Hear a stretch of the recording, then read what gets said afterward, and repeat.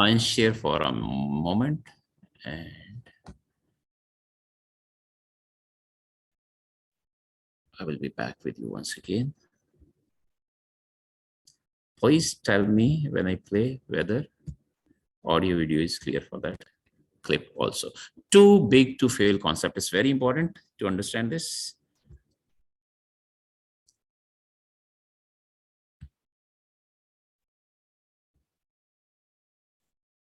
Visible? Someone say yes, no, please. Yes. Audio also? Okay. Audio clear? Yes. Audio from the video. Yeah. Yep. Now let's look at it carefully.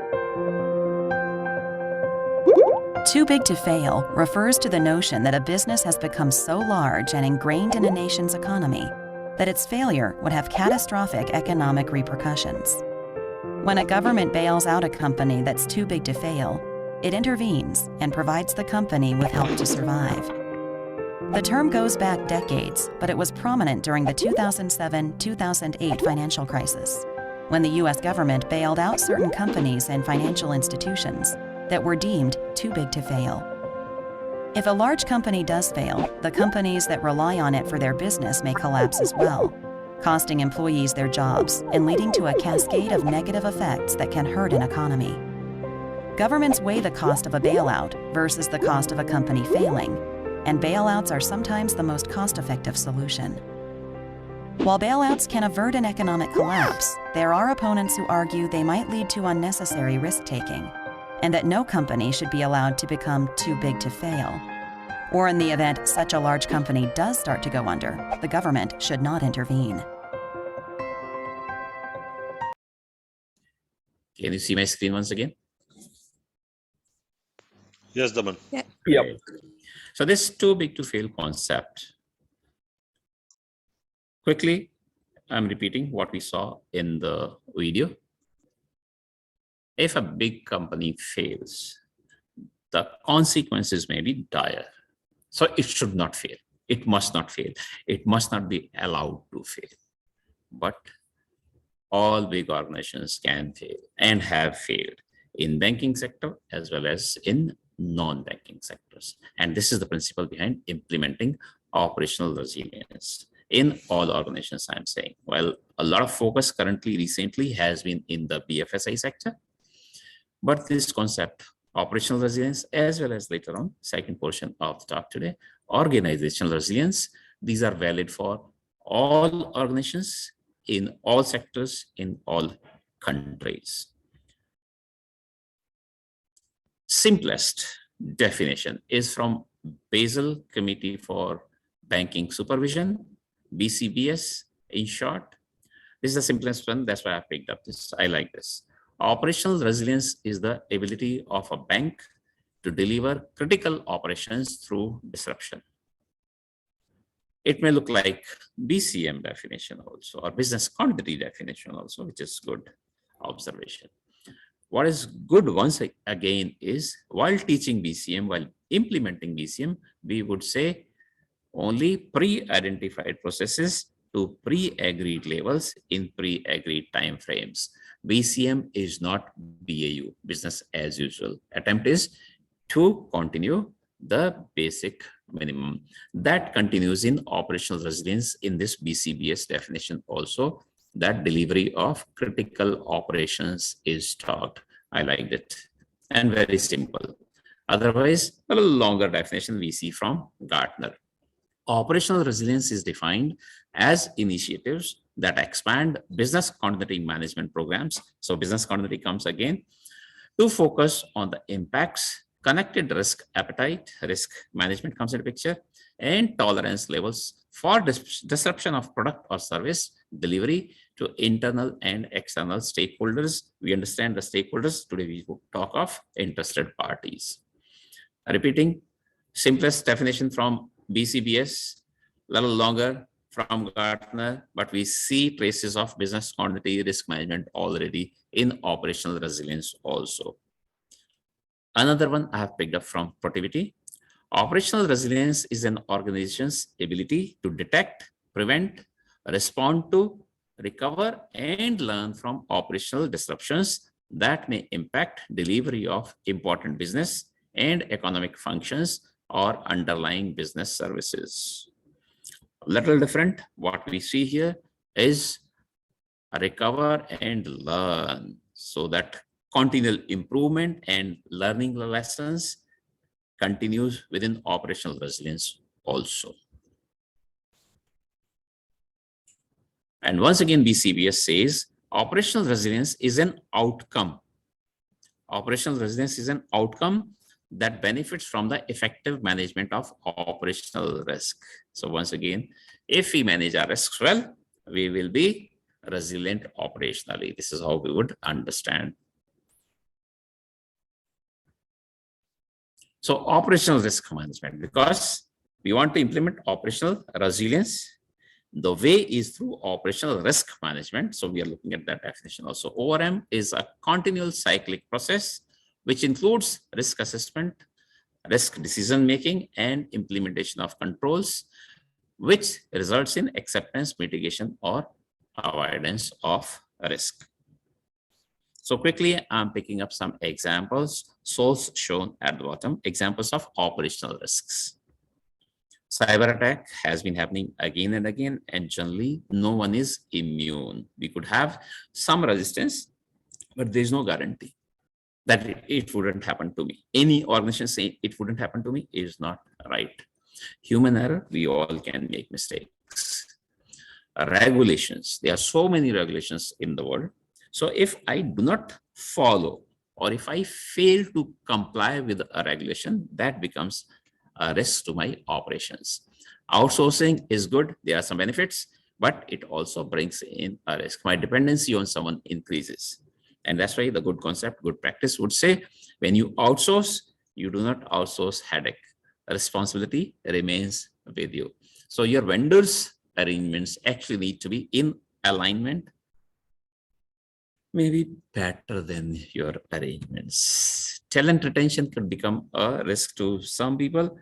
During COVID-19 period, still continues. It's not over yet. 2 years gone already. And there is a big resignation, big attrition phrase that has come out in the world.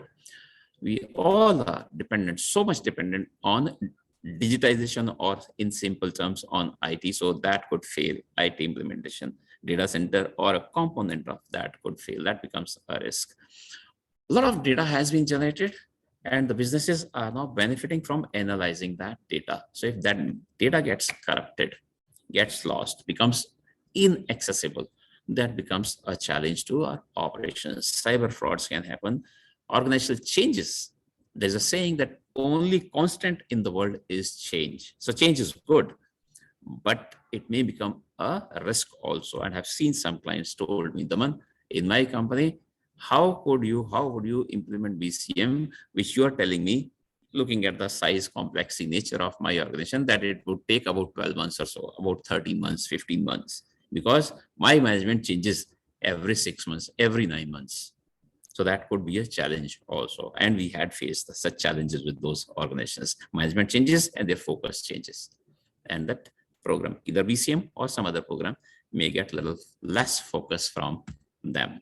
And the processes have come across organizations, which is surprising to me also. They asked me to implement BCM in the past, and today it would be about operational resilience and organizational resilience.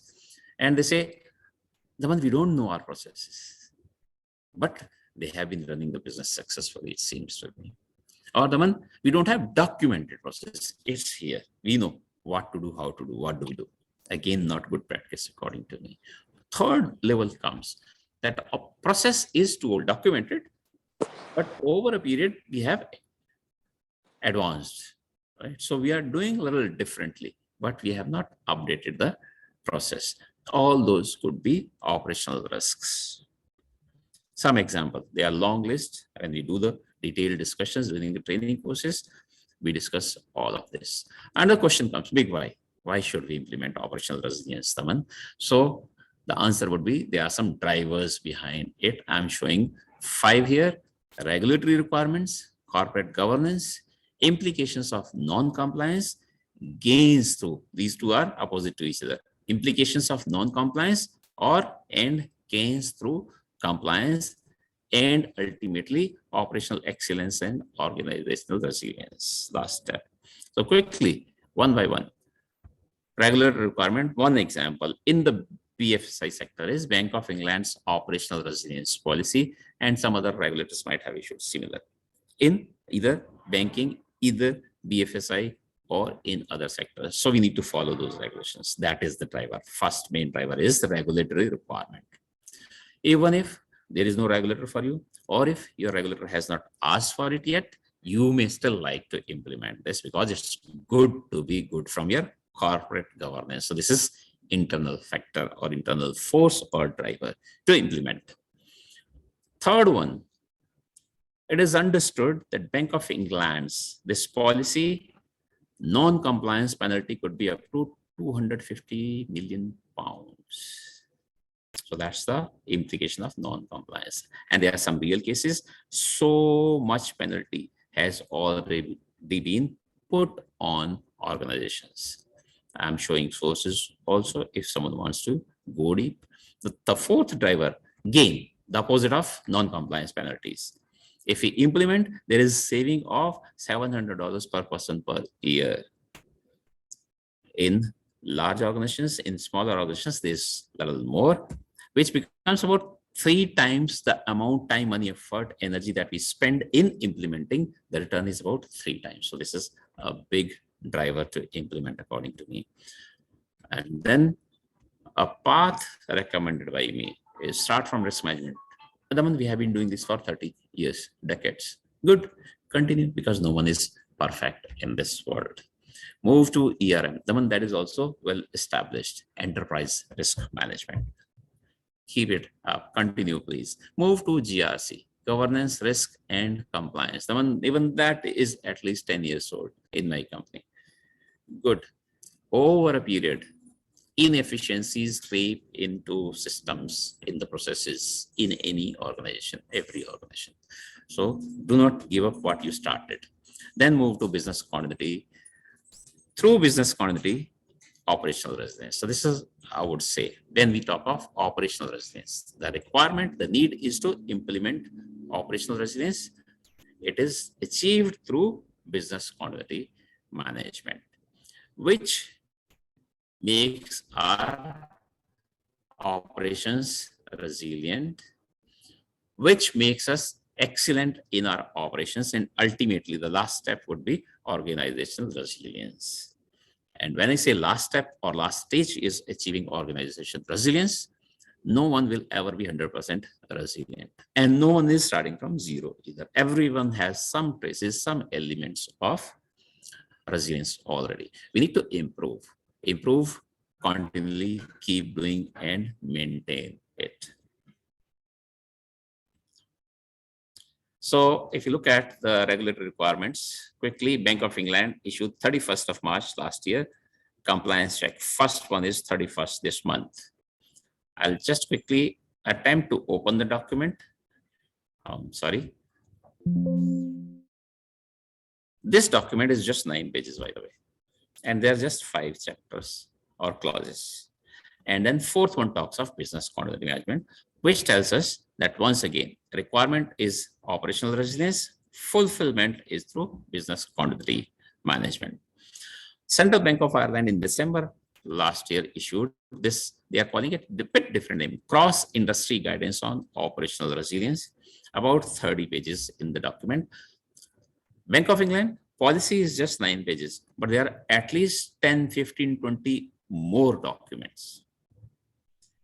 Central Bank of Ireland has issued only one, and I personally like that better. In one document, you get everything.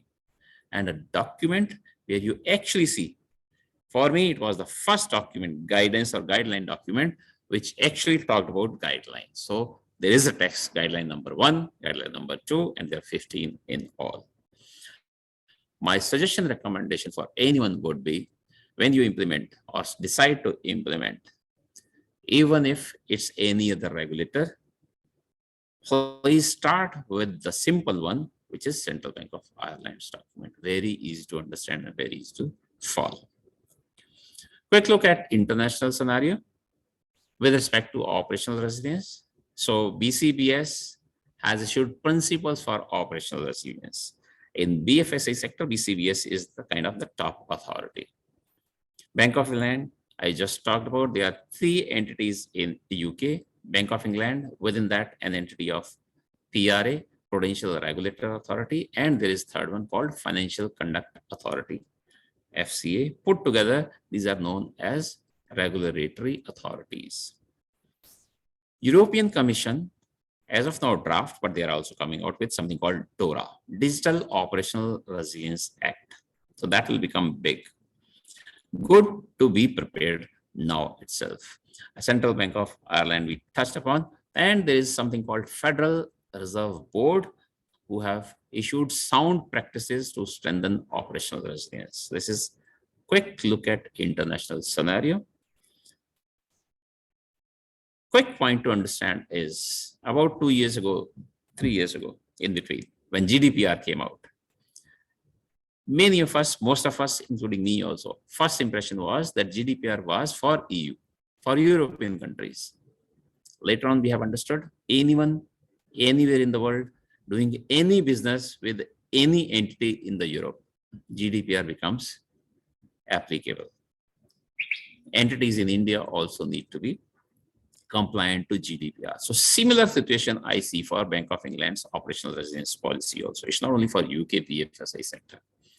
Any BFSI company having any business with any BFSI company in UK must follow, must implement operational resilience according to Bank of England's operational resilience policy. I'm repeating, it was released last year, 31st of March.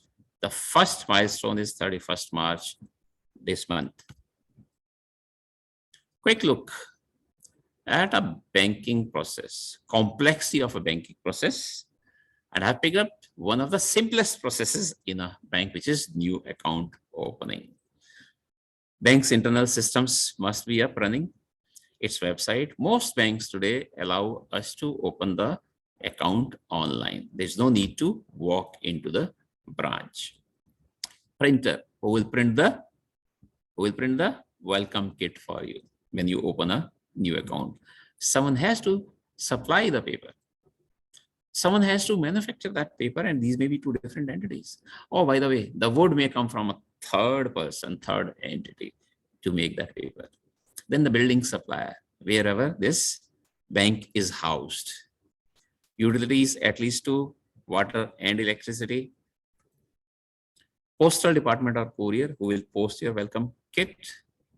Plastic card supplier, for that ATM card or debit card that you will receive in your welcome kit along when you open a new account in a bank. By the way, who is making that plastic? Who is making that component, the ingredient for plastic? Then the card printer. Keep saying the complexity is increasing. We are going deep. Card dispatcher. ATM machine has to be there. No. Someone manufactures it. And there may be 1,000 parts. Those 1,000 parts may be made by different entities. Someone assembles it, someone supplies it, and someone uses it, someone installs it. The maintenance may be done by some other entity. Communication equipment to have a link between this ATM machine and your data center at the back and whatever is in the data center. It's only that the screen is stopping me to use more blocks. I'm showing the last one, the internal departments, the bank's HR, legal, facilities, finance, etc. All need to be working just for your new account opening and running the account. That's why there has been so much importance, emphasis on operational resilience or to operational resilience in the BFSI sector. But I'm repeating the concepts, operational resilience concepts, and the need is for all organizations in all sectors, any country, anywhere in the world. In both these documents, Bank of England's and Central Bank of Ireland's, there is a concept, including BCBS, which is the top authority for banks in the world globally. I said, there's a talk about mapping. one of the steps is, have you completed the mapping? And according to me, that is the dependencies that we used to talk during business impact analysis in BCM implementation. So I'm quickly going to show kind of a structure of your mapping document, or a template if you want to call it. What all should go into your mapping document, which is one of the regulatory requirements. The department for which you are creating this mapping document, function or unit within that. It may depend how you are structured. You may say, there is no function unit, then stay with the department. Then the department heads details, name, contact details, as many as think, primary, secondary, mail, phone, personal, whatever, address, etc. And the deputy heads details as well. Then the process, which process is this mapping being created for? Name and details, write as much as you wish, as much as you need. Make it meaningful. You will be using this document later, or maybe someone else after you will be using this document. So make it as meaningful as possible. Then the process owner, name, details, just like the department heads, and his or her deputy. Then all these parameters, what we call specifications or requirements of business continuity, which are established through business impact analysis, record this. This is for each process you are writing. So MA or RTO, etc. for the process. Then the dependency. What is the dependency? Whether this is internal or external, and whether this is dependent on a vendor. And if it is, then vendor details once again, along with primary and secondary. So basic BCM starts here. Avoid single points of failures always. Then, do you have contractual commitments with this vendor? Yes or no? Date of last contract review or renewal. Vendors BCM assessment. Have you conducted the vendors BCM assessment? Where do they stand? What are their capabilities?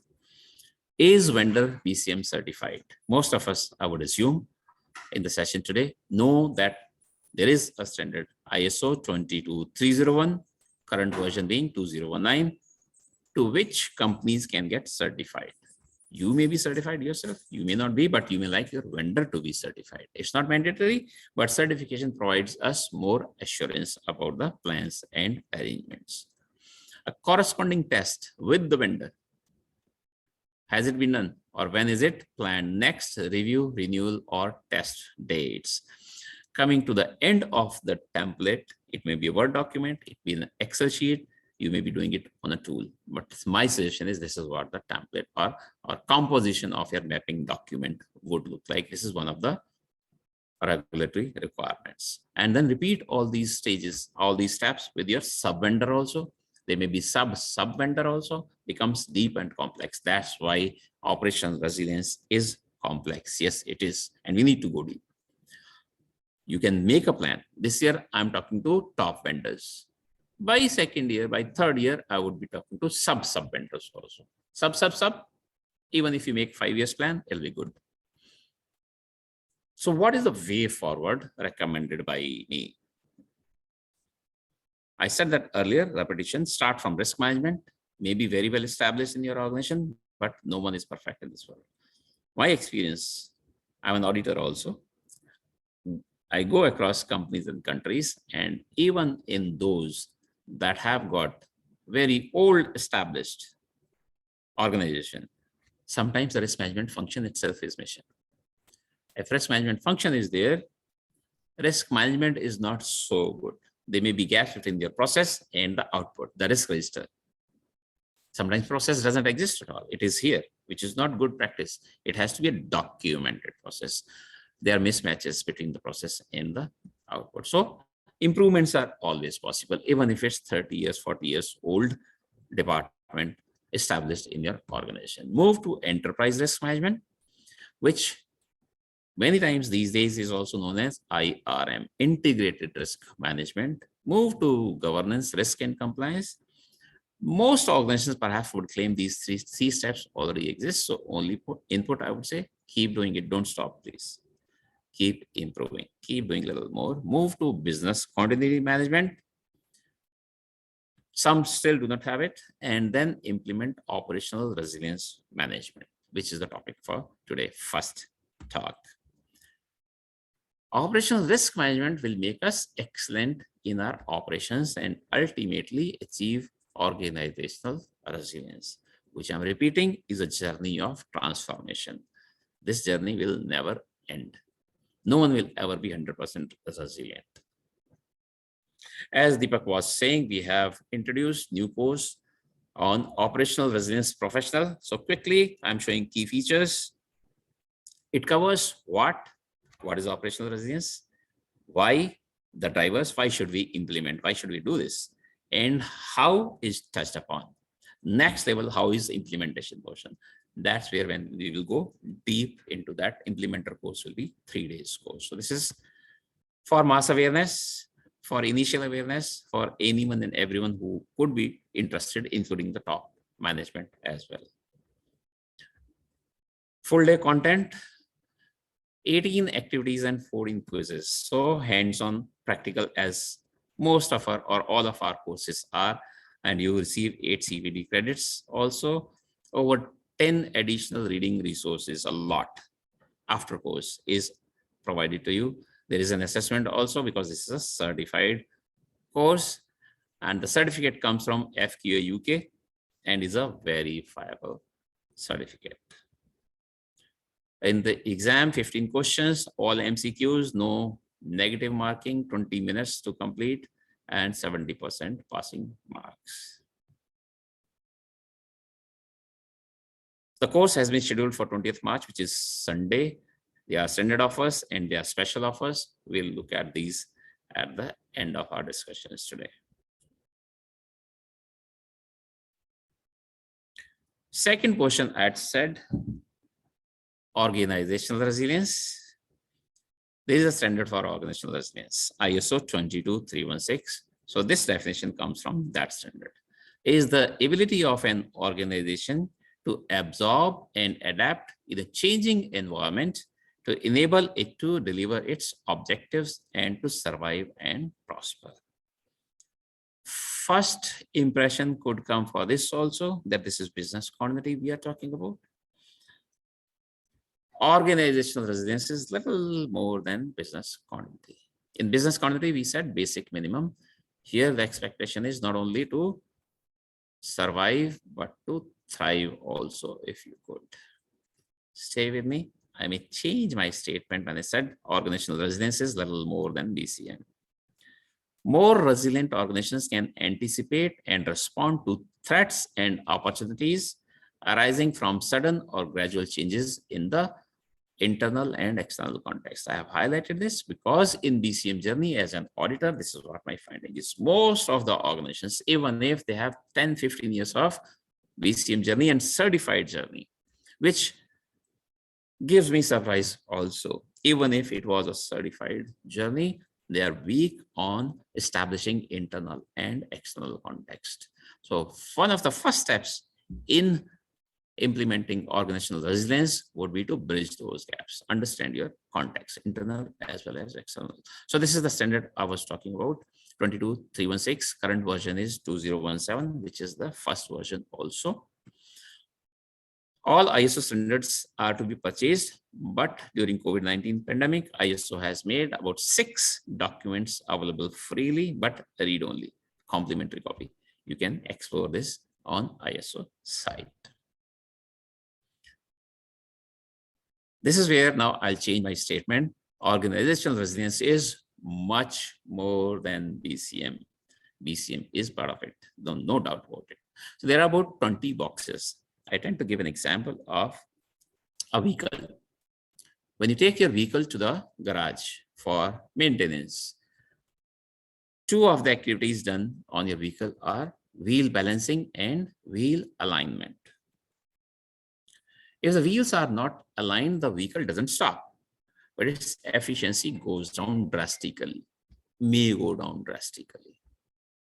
Now we see the organization with 20 big wheels. It's a monster truck, and it needs to be, these 20 wheels need to be aligned, balanced. aligned to the same goal, the objectives of the organization. Some of these may be so obvious, BCM, for example, crisis management, and some of these may not be so obvious. If someone says, Daman, I want to add more, please add more. There's something missing here, Daman. Okay, I don't mind, add more, please. All need to work together, and this is what the scope of organizational resilience is. That's why I say it is much more than BCM, risk, crisis, information security, etc. As I said, it works towards the purpose, goal, VMB of the organization. I'm picking up one quick example to show that or to prove that. This is a Japanese company. Let's look at their vision mission statement. Can you see my Explorer? Someone say yes, no, please. Yes. Can you see Kinja mission and values? Yeah. Yes, we can. Thank you. While I'm not representing them in any way, there is a reason I have picked up. This is one of the simplest that I have seen. Kinja mission and values. There is no vision they have written. They are writing mission and values, and very simple statement. We are innovators on a mission to revolutionize your workplace collaboration. So what I pick up from this is innovators on a mission. Okay. I hope you can see my slide once again. So to this company, Kinja, Japanese company, innovation is the key and keyword and activity. If they fail to do innovation, then they will not be resilient. So from me, some inputs to them. And they may say, the one we are already doing this, good. But if they were not, or if there is any other organization that focuses on innovation, these are my inputs. From the point of view of organizational resilience, encourage to think out of the box. Innovation will not happen if you don't think out of the box. Encourage to do different. We know there are great people. Someone who has said great leaders or big leaders do not do different things.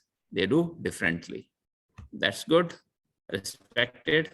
I am saying, please encourage people to do different things also. Then innovations would happen. Create a culture of speaking up.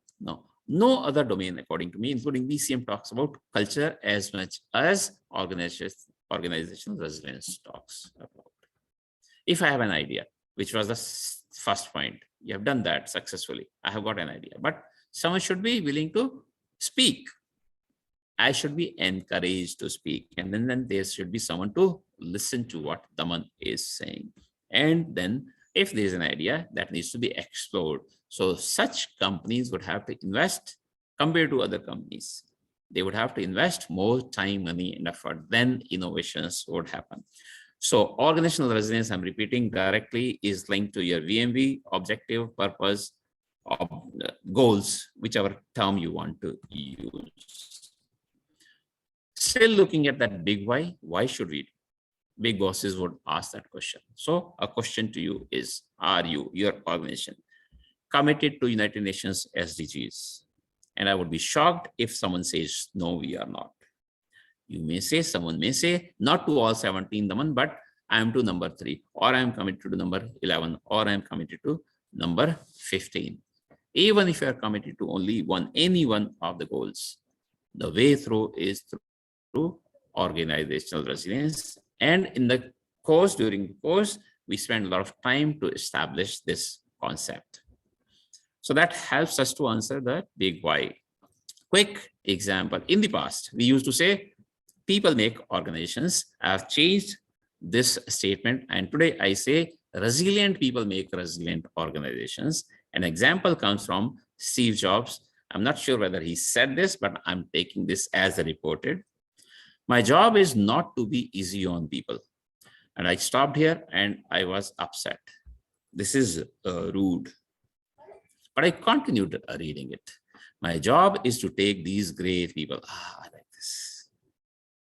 My respect for the person back once again. As a CEO, he is saying his job is to take great people, not anyone and everyone. So organizational resilience starts from the day company is recruiting someone. And then he continues and push them. He's talking about his job and to push them and make them even better. I like this. This is how resilient people are built, who will then build the resilient organizations. Quick look at this report, top skills, 15 skills for 2025.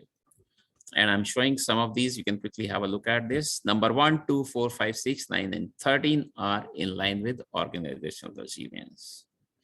This is from, not from the month, this is from Future of Job Surveys 2020, World Economic Forum. I hope everyone knows World Economic Forum.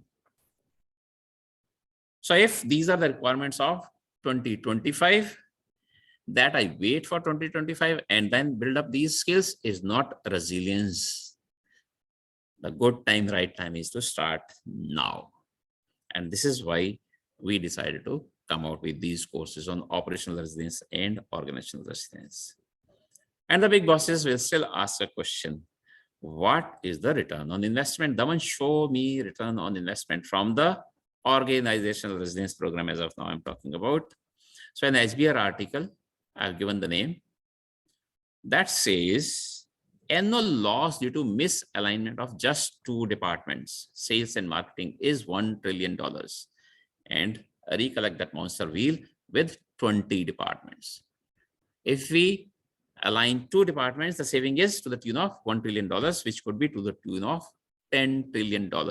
I couldn't show better ROI of any program than this. We should do this. It's the need of the hour for all organizations, I'm repeating. So there is a specialist and implementer course on organizational resilience. So I'm quickly showing the key features. Once again, this also covers what, why, and how. How is implementation course? This course is implementation course.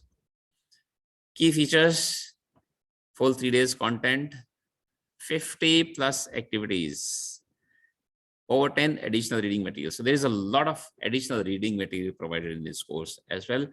There is an assessment certifiable course, and the certificate is verifiable and is issued by FQA UK. In 1 day course, you get 8 CPDs. In 3 days course, you get 24 CPD credits as well.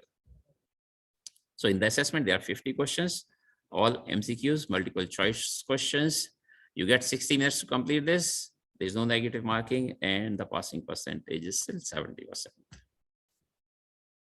The course has been scheduled on a weekend, 3 days, so it goes to the second weekend, starting from 26th March, 27th March, and then concludes 3rd day is on 2nd April. And there are standard offers and special offers, as I said.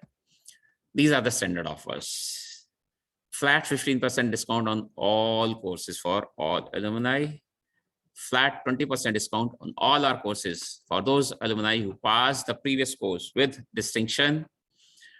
10% discount coupon for each successful referral, and access to and participation in Gorisco alumni group. So continued learning, which I say about myself also. I'm a lifelong learner, so I'm very happy with this option available to me, or this offer available to me.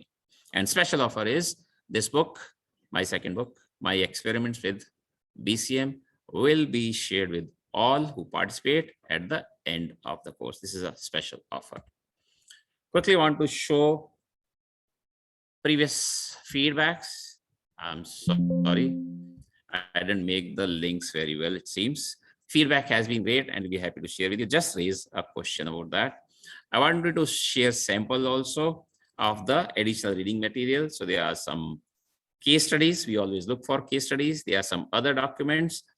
There is a tool to play with, and there is a book freely available. Cases of implementation, organizational resilience, how organizations have done well at this front.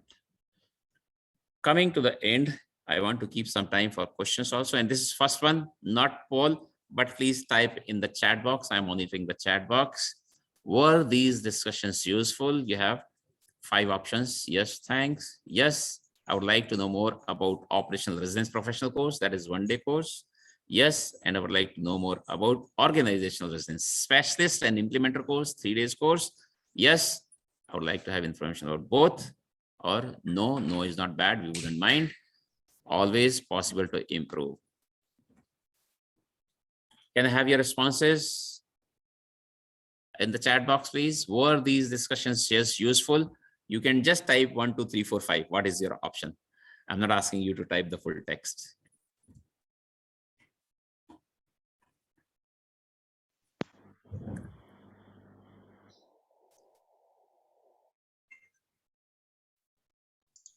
Great. Thank you, Minu.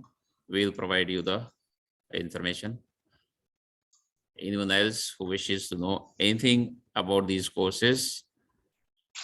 Now, Please. later on. Yes, great. Thank you very much. And with that, actually, I will now open next 10 minutes for the questions. If you have any questions, I'll stop sharing my screen also.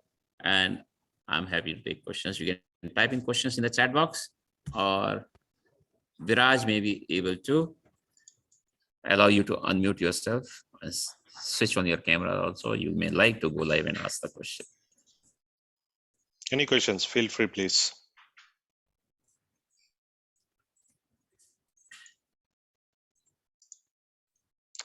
So Daman, I wanted to check something. Yes. I think you talked about this risk assessment, and then there was a part where you were trying to map the dependencies, right? So my question is, most often I have seen, the risk management for vendors. That's a very weak point which all the organizations have currently, I agree even with though you. they are certified. Is there a best practice or something that you have seen during your audits where you say that, usually we do this risk assessment only for tier one vendors, or do they really go into, like you were talking about vendors, sub vendors and all? So do Right. they really go to tier one, tier two, tier three, tier four vendor levels? Good one and a difficult one to implement. Theoretically, it has to be done. Now it's not theoretically, it is now a regulatory requirement, specifically in the BFSI sector. And it's good practice also to do. But so far, yes, I agree with you. This has been a weak area according to me. Okay. I've not seen going to second level, not yet. Yeah, because ISO standard also talks something aligned to that, but it's not very specific. Yeah. I think 1 minute, let me check if Arvi, you're there on the call? I think he got dropped off. Yeah, Arvi also has some experience around that, so maybe we could Yes, we could have gained a lot check from with them. Yeah. Yes. Okay, fine. And the So second question before, that, and yeah, Deepak, go ahead, before we go please. to that, no, the finding is with respect to risk management, while we are talking of tier 2, 3, 4, Mhm. even tier 1, my internal risk management may not be very strong. That is also a fact. Even large corporates who have been in existence for 30 years or so, risk department is missing. Risk department is there, risk register is missing. Risk register is not what risk register needs to be. Clients True. have shown me the incident management log in the name of risk register. Then there is the people who are doing this, they are not trained while they have been maintaining, and they are getting certified also. Not for risk management, because there is no certifiable standard for risk management, but within BCM, risk is there, BCM is certified. Or any other domain is certified. Risk is part of all domains generally.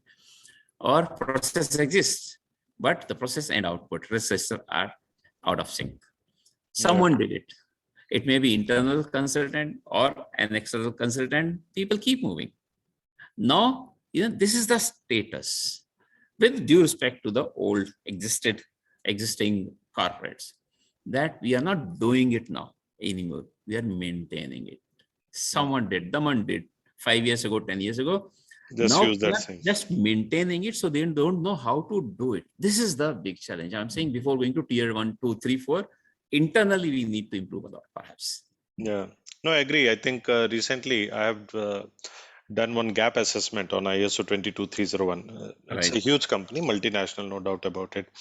But there also, I saw that, there are so many single point of failures when it comes to the vendor risk that I was Right. surprised that, and how do you ensure that you are resilient from operation perspective if the basic thing is still not there in place after so many years of operations? Exactly. So yeah, no doubt about it. Second thing I wanted to check, Yes. Daman, is on the organizational resilience, you showed those 20 boxes. Right. So how will you correlate those boxes with respect to operational resilience? You're making it difficult for me. Thanks, Deepak. But this is what needs to be discussed. This is what needs to be understood. So that's why I showed that way forward according to me. Operational resilience is scope is little less. I'm repeating, according to me, the need is operational resilience and fulfillment is through business continuity management. So perhaps only one box. And we will take a break also. The moment we make this statement, at least expand this to 3, 4, 5, 6 boxes. The moment we talk of BCM, ITDR would come into picture. Information security would come into picture today. Yeah. Different names. Perhaps we would say cyber security is different from information security, right? Or cyber resilience, we say IT resilience, whatever name we may use. Risk management is definitely part of BCM itself. So even if not 20 boxes, within operational resilience also 6, 7, 8, both the guidelines are talking of cyber security specifically, both the documents. Bank of England's operational resilience policy and Central Bank of Ireland's document, they call it guidance document. Both specifically BCM, risk little bit, and information security, cyber security, specifically cyber security. So this is how operational resilience then becomes 20 plus boxes. Is a lot more, much more. Yes. Okay. But Sure. the way Thanks. is through operational resilience. It becomes easy. Yeah, no doubt about it. I think you start small and then try to achieve the biggest one. Exactly. Yes, I'm done. Thank you so much, Daman. Any questions from anyone? Minu, Chandrasekhar, Ansaya, Dinesh, Tanya, Pradeep. Who else is there? Let me just, Anusaya, you said yes, Chandrasekhar, Tanya, Minu. Jayanti, I think you didn't speak, Jayanti. Anyone, any questions? Yeah.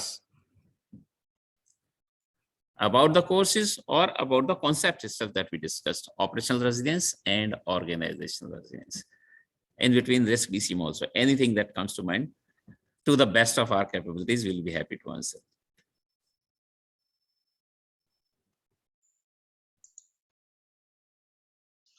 No questions? Daman, one question from me, Yes, Tanya. Tanya, yes.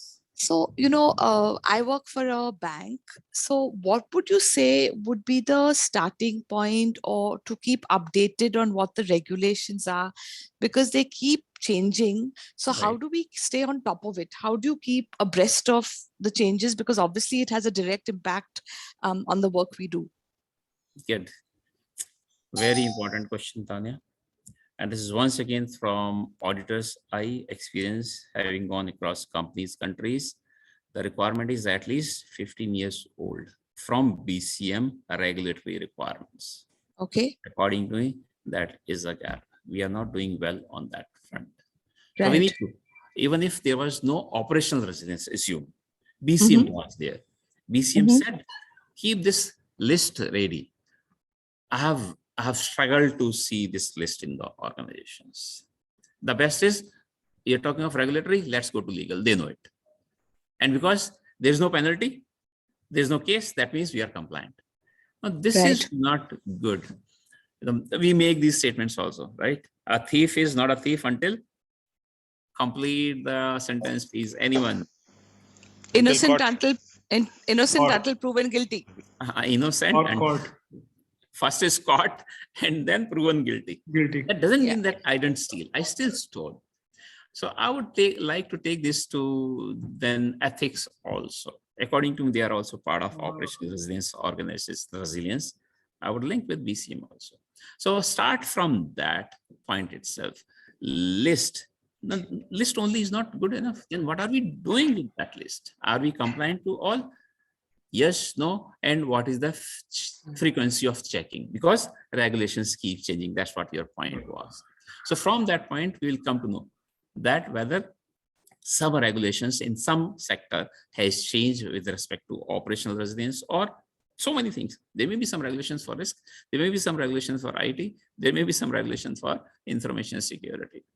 In the European Union, we were discussing DORA is coming out. They're proposing that, not out yet.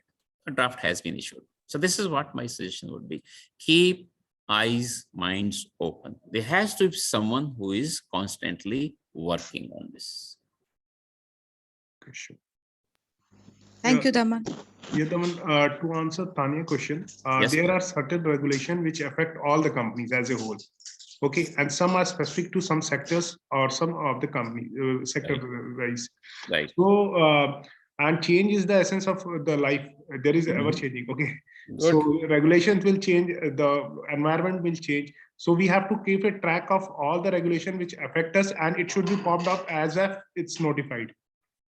It's notified and with the section relevant sections and what are the consequences, non-compliance, and a calendar of the compliance, annual calendar, quarterly compliance, monthly compliance, or whatever kind of compliance come.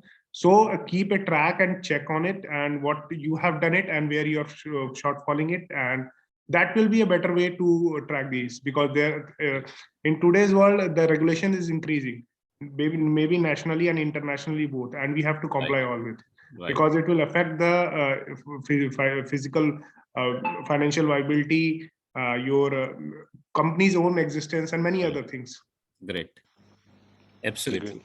Right.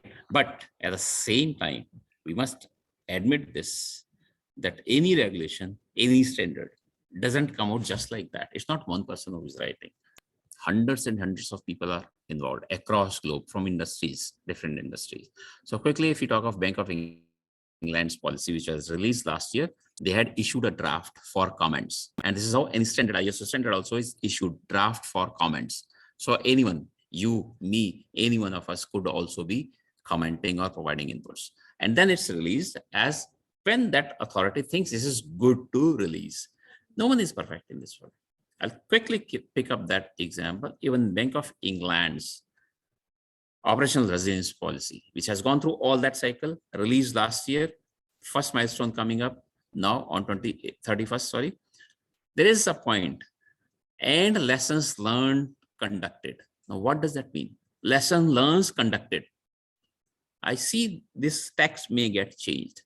What I understand, it's clear to me that we need to, when we are doing either testing is required according to this policy also, by the way, right? Or through other reviews, audits, direct inputs, failures, incident management, some improvements would come out. Right? So I record those. Many of us, this again is third input as an auditor I am giving, and again, not one company, one country. We stop at generally lessons recorded stage. We record, this was failure. Lessons learned is when I have bridged that gap and tested again, and this time it doesn't fail. Then I say this is cycle completed, lessons learned.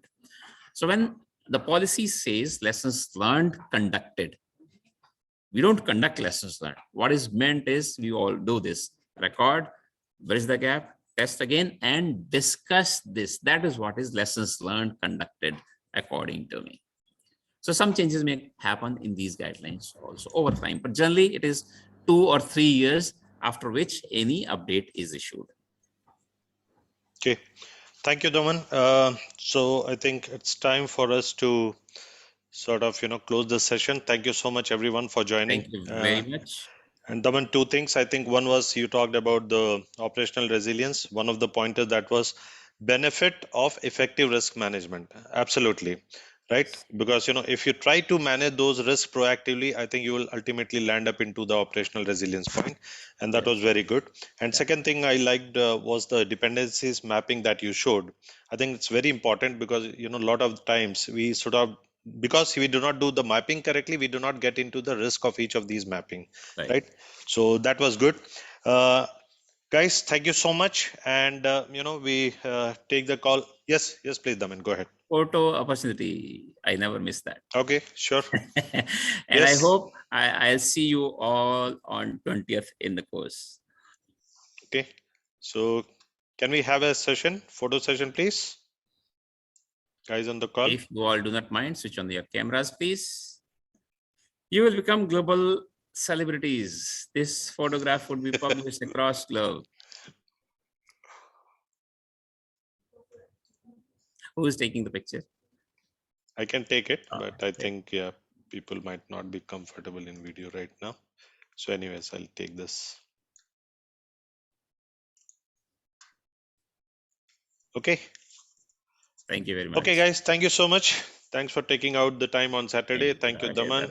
Thank you, everyone. Have a good day. Bye. Bye. Thank you. Thank you. Bye-bye. Bye. Bye.